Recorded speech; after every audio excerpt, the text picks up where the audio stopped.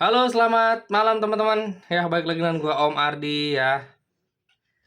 Udah makan ya pasti ya? Udah dong, udah jam berapa ini kan? Udah istirahat. Bulan depan lagi minggu depan udah puasa teman-teman ya.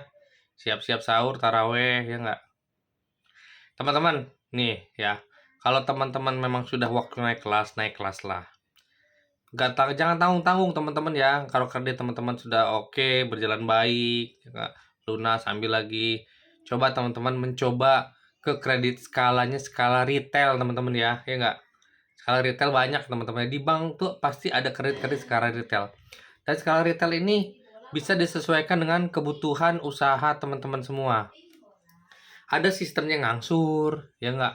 Modal kerja ngangsur, ya biasa lah kayak kur ya nggak? Cuman maksimalnya bisa disesuaikan sama kebutuhan teman-teman dan jaminan teman-teman, ya nggak? Bisa sampai miliar pun bisa, ya. Di bank-bank BUMN udah banyak, ya. Bank-bank swasta pun banyak, ya. Terus kemudian ada yang sistemnya rekening koran, ya nggak? Bayar bunga aja teman-teman setiap bulan, bunga terus, ya nggak? Bu, nanti bunganya dihitung harian, diakumulasi nih, sebulan berapa. Tergantung penggunaannya rekening koran tuh. Jadi cocok banget buat yang usahanya tuh dagang, ya grosir, ya nggak?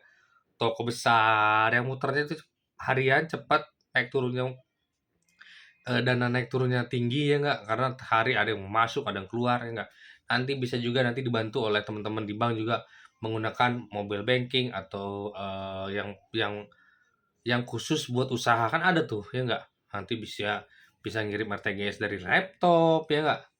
Hah, transaksi-transaksi usaha dari laptop atau teman-teman punya pegawai gajinya dari laptop rumah sendiri gampang ya payroll gaji tanggal berapa semua tak tinggal tekan ya nggak. Gampang teman-teman ya, semakin tinggi kredit teman-teman, fasilitas pun semakin banyak. Jadi nggak teman-teman nggak kayak, aduh nungguin, mana kuotanya habis, ngelongo ya.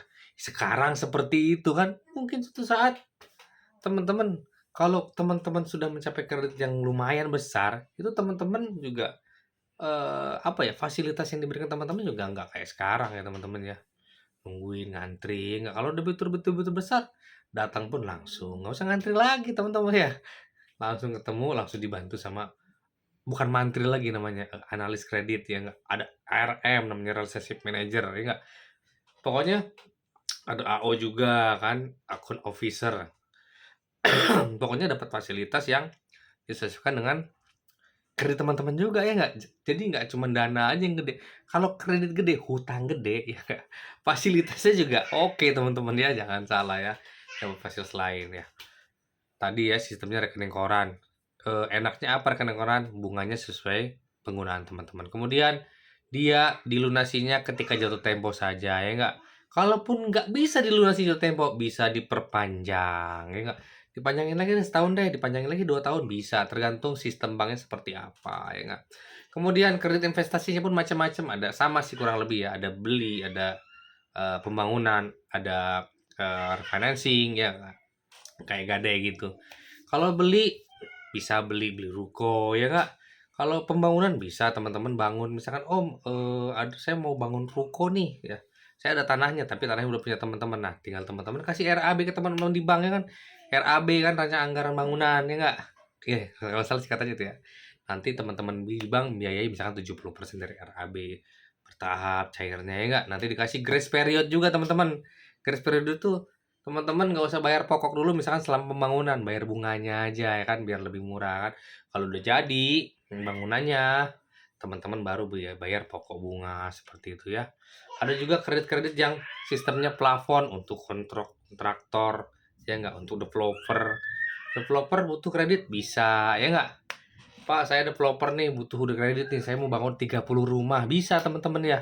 Jadi teman-teman di bank akan membiayai bangunannya ya teman-teman ya. Tapi tetap ya tanahnya teman-teman udah beli dulu. Nanti teman-teman di bank bantuin tuh pembangunan rumahnya berapa persen tergantung kesepakatan sama banknya. Bisa mungkin 60% dari saat RAB-nya ya enggak.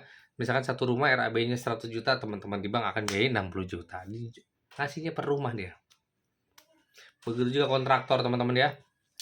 Saya punya proyek Pak, dari Pemda kan, bikin jalan, bikin aspal. Nah, aspalan jalan proyeknya 1,5 miliar. Nah, bank bisa biayain tuh, misalkan 60%-nya dari 1,5 miliar sesuai dengan SPK ya teman-teman ya. Nanti cairnya enak kan, cairnya tergantung progres proyeknya. Nanti uang termin dari Pemda masuk, nah lunasin kreditnya, tak selesai. Jadi kredit itu pendek-pendek kalau kontraktor ya nggak, pendek-pendek sesuai kebutuhan ya nggak. Karena apa? Kalau kontraktor dikasih langsung gede, langsung cair semua, nggak lihat progres proyeknya, biasanya dipakai buat yang lain-lain ya nggak. Makanya kontraktor tuh progres proyeknya dilihat baru cair berapa gitu ya. Termin masuk dari pemerintah, masuk ke rekening teman-teman nanti sebagai kontraktor, lunasin kredit di bank ya nggak, untungnya bisa teman-teman ambil dan bisa buat proyek yang lain ya nggak. Memang gitu kan cerita-cerita sekilas aja ya mengenai kredit retail ya teman-teman. Kalau memang waktunya sudah naik kelas suatu saat, naik kelas lah. Tapi kalau teman-teman udah om saya cukup aja nggak mau berhutang lagi, nah itu juga bagus ya teman-teman ya, jangan ngutang terus ya nggak. Mungkin kalau teman-teman suatu saat usahanya makin gede, ada butuh kredit, ya pasti butuh lah ya teman-teman ya. Tapi mungkin butuhnya lagi bukan cuman, "Om, saya ngajukan 10, nggak 10 juta lagi mungkin ya suatu saat," ya nggak. "Saya butuhnya, ya buat gudang 600-700 juta lah." Bisa kan dibantu ya teman-teman. Biar teman-teman punya gambaran kan, kredit retail tuh macam-macam ya, nggak cuman cair ngangsur, enggak ya. Sesuai kebutuhan kredit teman-teman, ya nggak. Ada yang rekening koran, ya nggak. Ada yang cairnya bertahap sesuai kebutuhan, ya nggak. Pendek-pendek waktunya kayak kontraktor, ada yang buat developer, ya nggak. Ada yang pembangunan, ya nggak. Cairnya bertahap, dikasih grace period. Supaya teman-teman apa, supaya nggak berat. Macam-macam ya teman-teman ya. Mungkin suatu saat kalau memang teman-teman ada yang butuh konsultasi seperti itu, bisa panggil Om Ardi ya nggak? Karena Om Ardi ini basic di retail ya teman-teman ya, bukan di UMKM sebenarnya. Tapi nggak apa-apa, saya juga lama ngurusin UMKM jadi ngerti lah sedikit ya. Nggak ngerti sedikit juga sih ya, lumayan banyak lah ya.